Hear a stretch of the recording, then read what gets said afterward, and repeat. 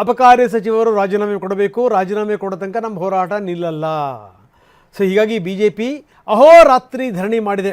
ನಿನ್ನೆ ರಾತ್ರಿ ಎಲ್ಲ ನಾಯಕರುಗಳು ಅಲ್ಲೇ ಇದ್ದರು. ಇವತ್ತು ಬೆಳಗ್ಗಿನೂ ಅಷ್ಟೇ ಇನ್ನೂ ಧರಣಿ ಮುಂದುವರೆದಿದೆ.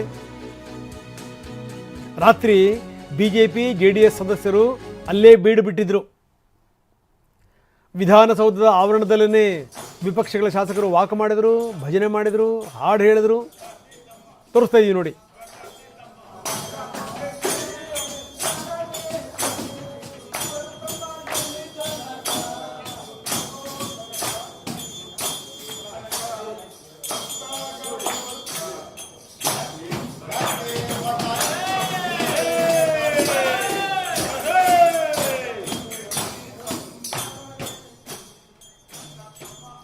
ನೋಡಿ, ನಾವು ತೋರಿಸ್ತಾ ಇದ್ದೀವಿ ಯಾವ ರೀತಿ ಭಜನೆ ಹೊಡಿತಾ ಇದ್ದಾರೆ ಶಾಸಕರುಗಳು.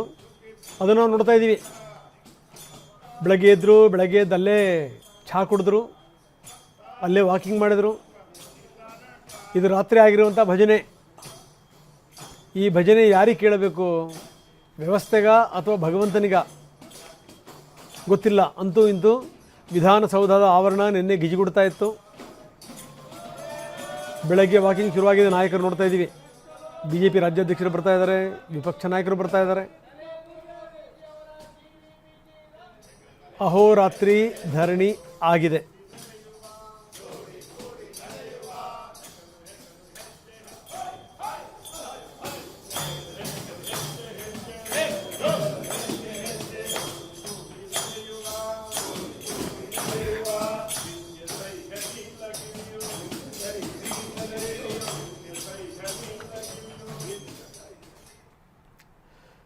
ಇನ್ನು ಸರ್ಕಾರ ಭ್ರಷ್ಟಾಚಾರದಲ್ಲಿ ಮುಳುಗಿ ಹೋಗಿದ್ರೆ ನಿದ್ರೆ ಇಲ್ಲಿಂದ ಬರುತ್ತೆ ಅಂತ ಕೇಳ್ತಾರೆ ಅಶೋಕ್. ತಿಮ್ಮಾಪುರ ರಾಜೀನಾಮೆ ಕೊಡುವವರೆಗೆ ನಮ್ಮ ಧರಣಿ ಮುಂದುವರಿಯುತ್ತೆ, ಯಾವುದೇ ಕಾರಣಕ್ಕೂ ಧರಣಿ ನಿಲ್ಲಿಸಲ್ಲ.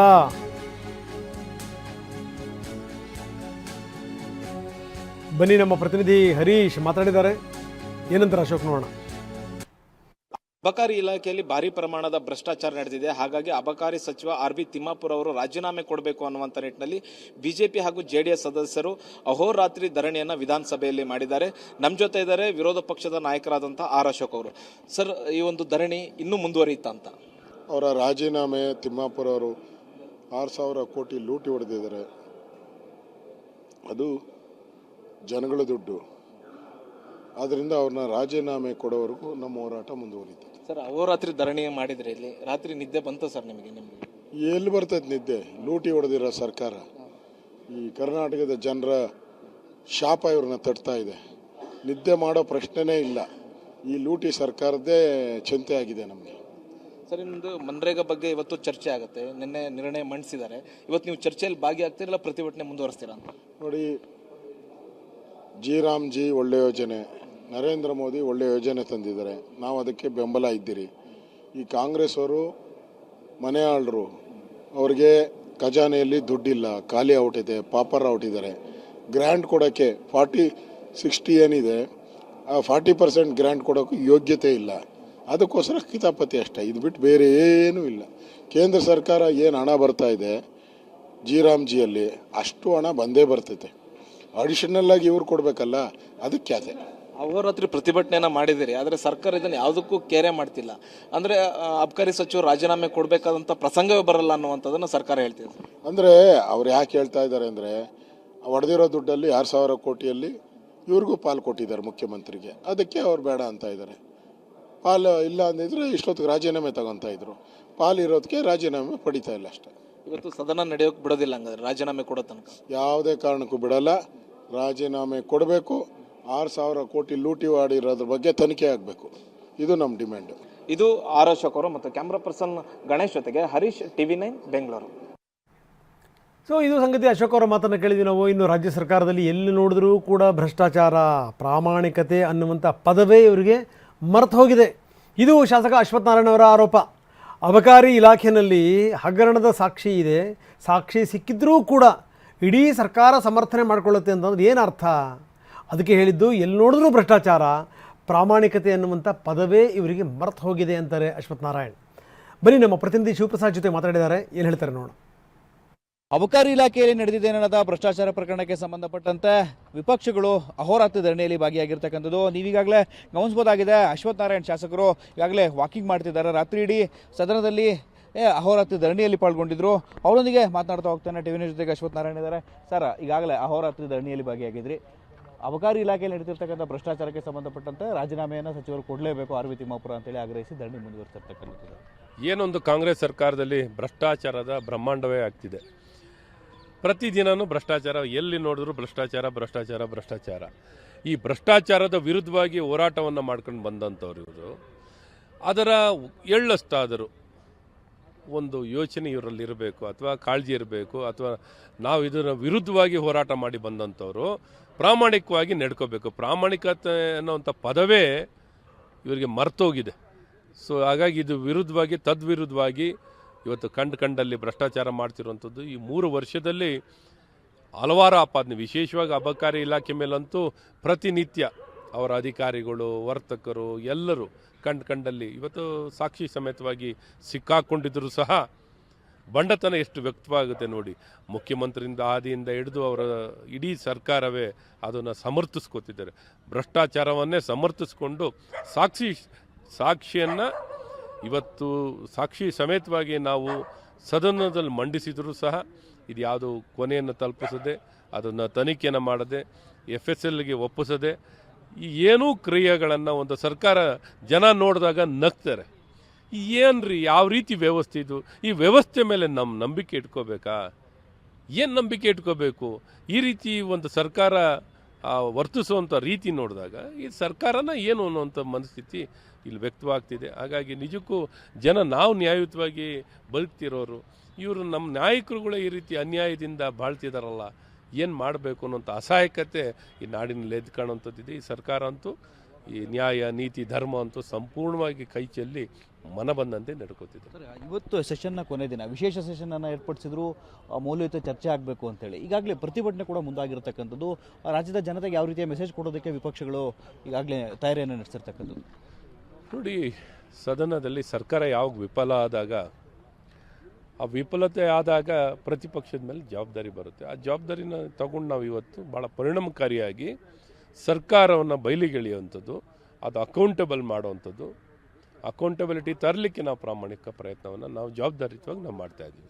ಇದಿಷ್ಟು ಕೂಡ ಶಾಸಕ ಅಶ್ವಥ್ ನಾರಾಯಣ್ ಅವರು ಹೇಳ್ತಿರ್ತಕ್ಕಂಥದ್ದು. ಒಟ್ಟಾರೆಯಾಗಿ ನಾವು ವಿಪಕ್ಷಗಳಾಗಿ ನಮ್ಮ ಸ್ಥಾನವನ್ನು, ನಮ್ಮ ಜವಾಬ್ದಾರಿಯನ್ನು ಅರಿತು ಈ ನಿಟ್ಟಿನಲ್ಲಿ ಸರ್ಕಾರದ ಕಿವಿ ಹಿಂಡುವ ಕೆಲಸವನ್ನು ಮಾಡ್ತಿದ್ದೇವೆ. ರಾಜೀನಾಮೆಯನ್ನು ಕೊಡಲೇಬೇಕು ಸಚಿವರು ಅಂತ ಹೇಳಿ ಆಗ್ರಹಿಸಿ ನಾವು ಪ್ರತಿಭಟನೆಯಲ್ಲಿ ಭಾಗಿಯಾಗಿರ್ತಕ್ಕಂಥದ್ದು, ಅಹೋರಾತ್ರಿ ಧರಣಿಯಲ್ಲಿ ಭಾಗಿಯಾಗಿರ್ತಕ್ಕಂಥದ್ದು ಹೇಳ್ತಿರ್ತಕ್ಕಂಥ ಮಾತು.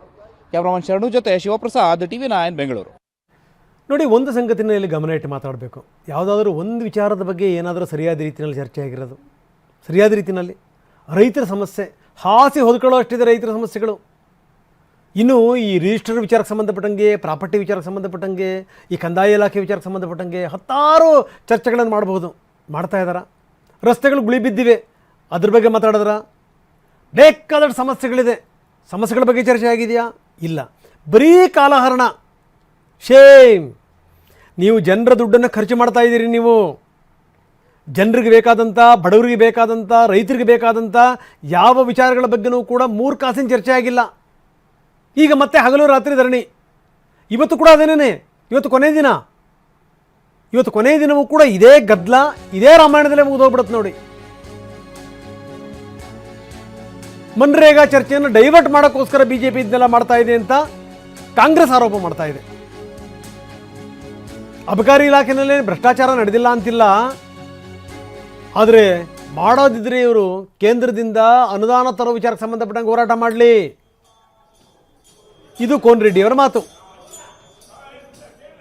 ಬನ್ನಿ, ನಮ್ಮ ಪ್ರತಿನಿಧಿ ಹರೀಶ್ ಕೋನ್ ರೆಡ್ಡಿ ಜೊತೆ ಮಾತಾಡಿದ್ದಾರೆ. ಏನು ಹೇಳ್ತಾರೆ ಕೋನ್ ರೆಡ್ಡಿ ನೋಡೋಣ. ಅಬಕಾರಿ ಇಲಾಖೆಯಲ್ಲಿ ಭಾರಿ ಪ್ರಮಾಣದಲ್ಲಿ ಭ್ರಷ್ಟಾಚಾರ ನಡೆದಿದೆ. ಹಾಗಾಗಿ ಅಬಕಾರಿ ಸಚಿವ ಆರ್.ಬಿ. ತಿಮ್ಮಾಪುರ ಅವರು ರಾಜೀನಾಮೆ ಕೊಡಬೇಕು ಅನ್ನುವಂಥ ನಿಟ್ಟಿನಲ್ಲಿ ಬಿಜೆಪಿ ಶಾಸಕರು ಅಹೋರಾತ್ರಿ ಧರಣಿಯನ್ನ ವಿಧಾನಸಭೆಯಲ್ಲಿ ನಡೆಸಿರುವಂತಹದ್ದು. ಕಾಂಗ್ರೆಸ್ ಶಾಸಕರಾದಂತಹ ಕೋನ್ ರೆಡ್ಡಿ ಅವರು, ಸರ್, ಬಿಜೆಪಿಯವರು ಅಹೋರಾತ್ರಿ ಧರಣಿಯನ್ನ ಮಾಡಿದ್ದಾರೆ.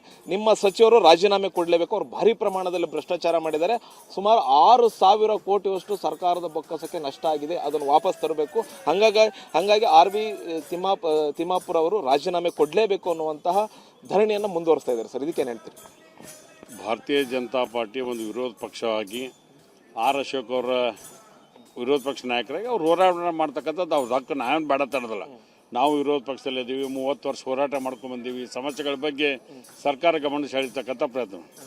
ಅವ್ರ ಉದ್ದೇಶ ಇಷ್ಟೇ ಇದೆ, ಮನ್ರೇಗಾ ಮರುಸ್ಥಾಪನೆ ಆಗಬೇಕು ಅಂತ ಮುಖ್ಯಮಂತ್ರಿ ಸನ್ಮಾನ್ಯ ಸಿದ್ದರಾಮಯ್ಯನವರು ವಿಧಾನಸಭೆಯಲ್ಲಿ ಮನ್ನೆ ಮಾಡಿದಾಗ ಇವ್ರಿಗೇನಾಗ್ಬಿಡ್ತು, ಅದ್ರ ಬಗ್ಗೆ ಚರ್ಚೆ ಆಕೈತಿ, ಕೇಂದ್ರ ಸರ್ಕಾರ ವಿರುದ್ಧ ಚರ್ಚೆ ಆಕೈತೆ ಅಂತ ಡೈವರ್ಟ್ ಮಾಡಲಿಕ್ಕೆ ಇವತ್ತು ಇಲ್ಲಿ ಬಂದು ವಿಧಾನಸಭೆಯಲ್ಲಿ ಮನ್ಯಾಗ ನಿದ್ದೆ ಹತ್ತೋದಿಲ್ಲ ಅಂತ ಇಲ್ಲಿ ಬಂದು ಮಲ್ಕೊಂಡಾರ ಅವರಟ್ಟ. ಈಗ ಅಬಕಾರಿ ಇಲಾಖೆಯಲ್ಲಿ ಹಗರಣ ನಡೆದೇ ಇಲ್ಲ ಅಂತ ನೀವು ಹೇಳ್ತೀರಾ?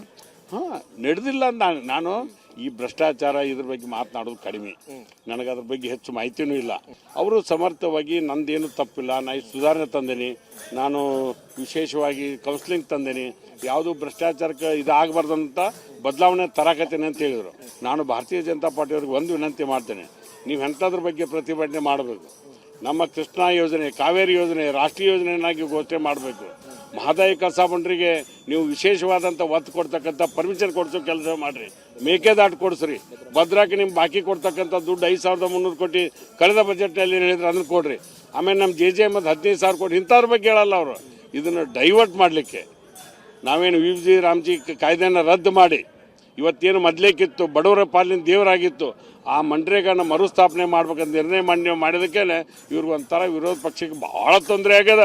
ಅದನ್ನು ಡೈವರ್ಟ್ ಮಾಡಲಿಕ್ಕೆ ಇವತ್ತು ವಿಧಾನಸಭೆಯಲ್ಲಿ ಬಂದು ಒಂದು ಪ್ರಚಾರವನ್ನು ಇದನ್ನು ಬೇರೆ ರೀತಿ ತಗೋಬೇಕು, ಬೇರೆ ಡೈವರ್ಟ್ ಮಾಡ್ಬೇಕು ಅನ್ನೋಂಥ ಒಂದು ಪ್ರಯತ್ನವನ್ನು ಮಾಡೋದು.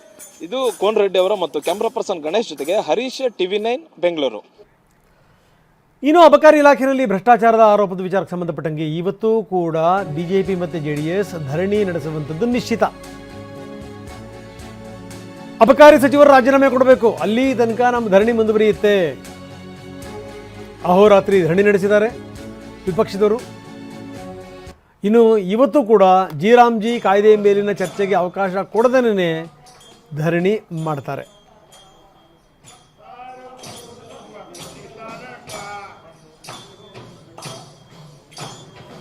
ಬನ್ನಿ, ನಮ್ಮ ಪ್ರತಿನಿಧಿ ಹರೀಶ್ ಈಗ ನಮ್ಮೊಂದಿಗೆ ನೇರ ಸಂಪರ್ಕದಲ್ಲಿದ್ದಾರೆ. ಹರೀಶ್, ನಾನು ಆರಂಭದಲ್ಲಿ ಒಂದು ಮಾತನ್ನು ಹೇಳಿದೆ, ಎಷ್ಟರ ಮಟ್ಟಿಗೆ ಸರಿಯಾದ ರೀತಿಯಲ್ಲಿ ಚರ್ಚೆಗಳು ನಡೆದಿವೆ, ಯಾವ ವಿಷಯಗಳನ್ನು ಎತ್ಕೊಂಡು ಇವರು ಚರ್ಚೆ ಮಾಡಿದ್ದಾರೆ? 108 ಸಮಸ್ಯೆಗಳು ಹಾಸಿ ಹೊದ್ಕೊಳ್ಳೋ ಅಷ್ಟರ ಮಟ್ಟಿಗೆ ಸಮಸ್ಯೆಗಳಿವೆ. ಆದರೆ ಇಲ್ಲಿ ವಿಪಕ್ಷ ನಾಯಕರು ಬಂದು ಹಾಸ್ಕೊಂಡು ಹೊದ್ಕೊಂಡು ಮಲ್ಕೊಂಡ್ರು ನೆನ್ನೆ ಬಿಟ್ಟರೆ ಸಮಸ್ಯೆಗಳಾಗಿಲ್ಲ. ಜಿ ವಿಚಾರಕ್ಕೆ ಸಂಬಂಧಪಟ್ಟಂಗೆ ಚರ್ಚೆ ಅನ್ನುವಂಥ ಮಾತನ್ನು ಸರ್ಕಾರ ಹೇಳಿದೆ, ಆದರೆ ಅದಕ್ಕೆ ಅವಕಾಶ ಸಿಗುವಂಥದ್ದೇ ಕಡಿಮೆ ಇದೆ ಬಿಡಿ, ಪ್ರಶ್ನೆ ಬೇರೆ. ನಾನು ಹೇಳೋದು ಈ ಜಿ ಪಕ್ಕದಲ್ಲಿಡೋಣ, ಆದರೆ ಬಡವರ ಸಮಸ್ಯೆಗಳು ಎಷ್ಟಿವೆ, ಕಂದಾಯ ಇಲಾಖೆಯ ಸಮಸ್ಯೆಗಳು ಎಷ್ಟಿವೆ, ಈ ರಿಜಿಸ್ಟ್ರೇಷನ್ ವಿಚಾರಕ್ಕೆ ಸಂಬಂಧಪಟ್ಟಂಗೂ ಕೂಡ ಹತ್ತಾರು ಪ್ರಶ್ನೆಗಳಿದ್ದೀವಿಯಪ್ಪ. ಅದ್ರ ಬಗ್ಗೆ ರೈತರ ಸಮಸ್ಯೆಗಳು ಹಾಗೇ ಇವೆ, ನೀರಾವರಿ ವಿಚಾರಕ್ಕೆ ಸಂಬಂಧಪಟ್ಟಂಗೆ ಸಮಸ್ಯೆಗಳು ಹಾಗೇ ಇವೆ, ಇನ್ನು ಈ ಮೂಲಭೂತ ಸೌಕರ್ಯಗಳು ಅದಕ್ಕೆ ಸಂಬಂಧಪಟ್ಟಂಗೆ ಹಾಗೇ ಇವೆ ಸಮಸ್ಯೆಗಳು. ಇದೆಲ್ಲದನ್ನೂ ಬಿಟ್ಟು ಈ ರೀತಿ ಕಾಲಹರಣ ಇದೆಯಲ್ಲ, ಇದು ಏನಿದು ಹರೀಶ್, ಏನು ನಡೀತಾ ಇದೆ? ಇವತ್ತು ಕೂಡ ಅದೇ ಹಂಗಾಮವೇ, ಅಂದರೆ ಇವತ್ತೇನಾದರೂ ಒಂದು ಸರಿಯಾದ ರೀತಿಯಲ್ಲಿ ಚರ್ಚೆ ಆಗುತ್ತೆ ಅಂತ ನಾವು ಅಂದ್ಕೊಳ್ಳಿಕ್ಕೂ ಸಾಧ್ಯ ಇಲ್ಲ, ಏನಂತೀರಿ? ಹೌದು ರಂಗನಾಥ್, ಈ ವಿಶೇಷ ಅಧಿವೇಶನದಲ್ಲಿ ರಾಜ್ಯದ ಜ್ವಲಂತ ಸಮಸ್ಯೆಗಳ ಬಗ್ಗೆ ಚರ್ಚೆ ಆಗಬೇಕಾಗಿತ್ತು. ಒಂದ್ ಕಡೆ ರಾಜ್ಯ ಸರ್ಕಾರ ಹೇಳುತ್ತೆ ಜಿ ಕಾಯ್ದೆಯ ಬಗ್ಗೆ ಚರ್ಚೆ ಮಾಡಬೇಕು, ಅದರ ಸಾಧಕ ಬಾಧಕಗಳ ಬಗ್ಗೆ ಚರ್ಚೆ ಮಾಡಬೇಕು ಅನ್ನುವಂಥ ನಿಟ್ಟಿನಲ್ಲಿ ನಿನ್ನೆ ನಿರ್ಣಯವನ್ನ CM ಸಿದ್ದರಾಮಯ್ಯ ಅವರು ಮಂಡಿಸಿದ್ರು. ಆದರೆ ನಿರ್ಣಯದಲ್ಲಿ ಮಂಡಿಸಿದ ನಂತರ ಯಾವುದೇ ರೀತಿಯ ಚರ್ಚೆಗೆ ವಿಪಕ್ಷಗಳು ಕೂಡ ಅವಕಾಶ ಕೊಡಲಿಲ್ಲ. CM ಸಿದ್ದರಾಮಯ್ಯ ಅವರು ಮಾತಾಡಲಿಕ್ಕೆ ಮಾತ್ರ ಅವಕಾಶ ಸಿಕ್ತು, ಆದರೆ ಮುಂದೆ ಇನ್ಯಾರು ಚರ್ಚೆಯಲ್ಲಿ ಭಾಗವಹಿಸಲಿಕ್ಕೆ ಅವಕಾಶ ಸಿಗಲಿಲ್ಲ. ಯಾಕಂತಂದ್ರೆ ಅಬಕಾರಿ ಇಲಾಖೆಯಲ್ಲಿ ಭಾರಿ ಪ್ರಮಾಣದ ಭ್ರಷ್ಟಾಚಾರ ನಡೆದಿದೆ. ಸುಮಾರು 6,000 ಕೋಟಿಯಷ್ಟು ಭ್ರಷ್ಟಾಚಾರ ಈ ಅಬಕಾರಿ ಇಲಾಖೆಯಲ್ಲಿ ನಡೆದಿದೆ. ಮತ್ತೆ ಭಾರಿ ಪ್ರಮಾಣದ ಲಂಚ ವ್ಯವಹಾರಗಳು ಈ ಒಂದು ಅಬಕಾರಿ ಇಲಾಖೆಯಲ್ಲಿ ನಡೆದಿದೆ. ಹಾಗಾಗಿ RB ತಿಮ್ಮಾಪುರ್ ಅವರು ರಾಜೀನಾಮೆ ಕೊಡಬೇಕು ಅನ್ನುವಂಥ ನಿಟ್ಟಿನಲ್ಲಿ ಬಿಜೆಪಿಯ ಸದಸ್ಯರು ಮತ್ತು JDS ಸದಸ್ಯರು ಅಹೋರಾತ್ರಿ ಪ್ರತಿಭಟನೆಯನ್ನ ನಡೆಸಿದ್ದಾರೆ. ಜೊತೆಗೆ ಇವತ್ತು ಕೂಡ ಈ ಧರಣಿಯನ್ನ ಮುಂದುವರಿಸ್ತಾರೆ ಅನ್ನುವಂತಹದ್ದು. ಇವತ್ತು ಅಧಿವೇಶನದ ಕೊನೆಯ ದಿನ, ಈ ವಿಶೇಷ ಅಧಿವೇಶನ ಕರೆದಿರುವಂತಹದ್ದೇ ಜಿ ಕಾಯ್ದೆ ಬಗ್ಗೆ, ಸಾಧಕ ಬಾಧಕಗಳ ಬಗ್ಗೆ ಚರ್ಚೆಯನ್ನ ಮಾಡಲಿಕ್ಕೆ. ಈಗ CM ಸಿದ್ದರಾಮಯ್ಯ ಅವರು ನಿರ್ಣಯವನ್ನು ಮಂಡಿಸಿದ್ದಾರೆ. ಈಗ ಕಾಂಗ್ರೆಸ್ ಶಾಸಕರು ಈ ಒಂದು ಚರ್ಚೆಯಲ್ಲಿ ಭಾಗವಹಿಸಬೇಕು, ಜೊತೆಗೆ ಬಿಜೆಪಿಯ ಶಾಸಕರುಗಳು ಕೂಡ ಈ ಒಂದು ಚರ್ಚೆಯಲ್ಲಿ ಭಾಗವಹಿಸಬೇಕು. ಆದರೆ ಈ ಒಂದು ಚರ್ಚೆಗೆ ಭಾಗವಹಿಸದಲ್ಲೇ ಇರಲಿಕ್ಕೆ ಈಗ ಬಿಜೆಪಿಯ ನಾಯಕರುಗಳು ತೀರ್ಮಾನ ಮಾಡಿದಂತೆ ಕಾಣಿಸ್ತಾ ಇದೆ. ಮತ್ತೆ ಈ ಪ್ರತಿಭಟನೆ ಮುಂದುವರೆದ್ರಿಂದ ಈಗ RB ತಿಮ್ಮಾಪುರ್ ಅವರು ಸ್ಪಷ್ಟವಾಗಿ ಹೇಳಿದ್ದಾರೆ, ನಾನು ನೇರವಾಗಿ ಯಾವುದೇ ಹಗರಣದಲ್ಲಿ ಭಾಗಿಯಾಗಿಲ್ಲ, ಯಾವುದೋ ಅಧಿಕಾರಿಗಳು ಯಾರೋ ಜೊತೆ ಮಾತಾಡಿದ್ದಕ್ಕೆ ನಾನು ಯಾಕೆ ರಾಜೀನಾಮೆಯನ್ನು ಕೊಡಬೇಕು, ಮತ್ತೆ ಆ ಮಾತಾಡಿರೋದಕ್ಕೂ ಕೂಡ ಯಾವುದೇ ರೀತಿಯಂತಹ ಪುರಾವೆ ಇಲ್ಲ, ಹಾಗಾಗಿ ನನ್ನ ರಾಜೀನಾಮೆ ಕೊಡುವಂತ ಆದಂತಹ ಪ್ರಶ್ನೆ ಅಲ್ಲ. ಮತ್ತೆ ಅಬಕಾರಿ ಇಲಾಖೆಯಲ್ಲಿ ಸಾಕಷ್ಟು ಸುಧಾರಣೆಗಳನ್ನು ತಂದಿದ್ದೇನೆ, ಆ ಸುಧಾರಣೆಗಳನ್ನು ಸಹಿಸಿಕೊಳ್ಳಲಾಗದೆ ಇಂತಹ ಆರೋಪಗಳನ್ನ ನನ್ನ ಮೇಲೆ ಮಾಡ್ತಿದ್ದಾರೆ ಅನ್ನುವಂಥದ್ದನ್ನ ವಿಧಾನಸಭೆಯಲ್ಲಿ ಉತ್ತರವನ್ನು ಕೊಟ್ಟಿದ್ದಾರೆ. ಹೀಗಾಗಿ ಈ ಉತ್ತರಕ್ಕೆ ವಿರೋಧ ಪಕ್ಷಗಳು ತೃಪ್ತರಾಗಿಲ್ಲ, ಪ್ರತಿಭಟನೆಯನ್ನು ಮುಂದುವರಿಸ್ತಿರುವಂತದ್ದು. ಇವತ್ತು ಕೊನೆಯ ದಿನ, ಅಧಿವೇಶನದ ಕೊನೆಯ ದಿನ, ಇವತ್ತು ಪ್ರತಿಭಟನೆ ಮುಂದುವರಿಯುತ್ತೆ. ಸಚಿವರ ರಾಜೀನಾಮೆಗೆ ವಿಪಕ್ಷಗಳು ಪಟ್ಟು ಹಿಡಿದಿರುವಂತಹದ್ದು. ಇದರ ಮಧ್ಯೆ ಜಿ ಬಗ್ಗೆ ಚರ್ಚೆ ಕೂಡ ಆಗಬೇಕಾಗಿದೆ. ನಿನ್ನೆ ಕೂಡ ಕೇವಲ ಸಿದ್ದರಾಮಯ್ಯವರು ವಿಷಯವನ್ನ ಮಂಡಿಸಿ, ನಿರ್ಣಯವನ್ನ ಮಂಡಿಸಿ ಚರ್ಚೆಯನ್ನ ಆರಂಭಿಸಿದ್ದು ಬಿಟ್ರೆ ಯಾವುದೇ ರೀತಿಯಾದಂತಹ ಚರ್ಚೆ ಆಗಿಲ್ಲ. ಮತ್ತೆ ಇವತ್ತು ಕೂಡ ಚರ್ಚೆ ಆಗುವಂತಹ ಯಾವುದೇ ಸನ್ನಿವೇಶಗಳು ಕೂಡ ಕಾಣ್ತಿಲ್ಲ. ಯಾಕಂತಂದ್ರೆ ವಿರೋಧ ಪಕ್ಷಗಳು ಈಗಾಗಲೇ ಪ್ರತಿಭಟನೆಯನ್ನ ಮುಂದುವರಿಸಿರುವಂತದ್ದು. ವಿಧಾನಸಭೆ ಆರಂಭ ಆಗ್ತಿದ್ದಂತೆ ಸದನದ ಬಾವಿಗಿಳಿದು ಪ್ರತಿಭಟನೆಯನ್ನ ಮುಂದುವರಿಸ್ತಾರೆ. ಮತ್ತೆ ಸರ್ಕಾರ ಏನ್ ಅನ್ಕೊಂಡಿತ್ತು ಜಿ ಬಗ್ಗೆ ಚರ್ಚೆ ಆಗ್ಬೇಕು ಅಂತ, ಅದು ಯಾವುದೇ ರೀತಿಯಾದಂತಹ ಚರ್ಚೆ ಆಗಲಿಕ್ಕೆ ವಿರೋಧ ಪಕ್ಷಗಳು ಬಿಡದೇ ಇರುವಂತಹ ಸಾಧ್ಯತೆ ಇದೆ.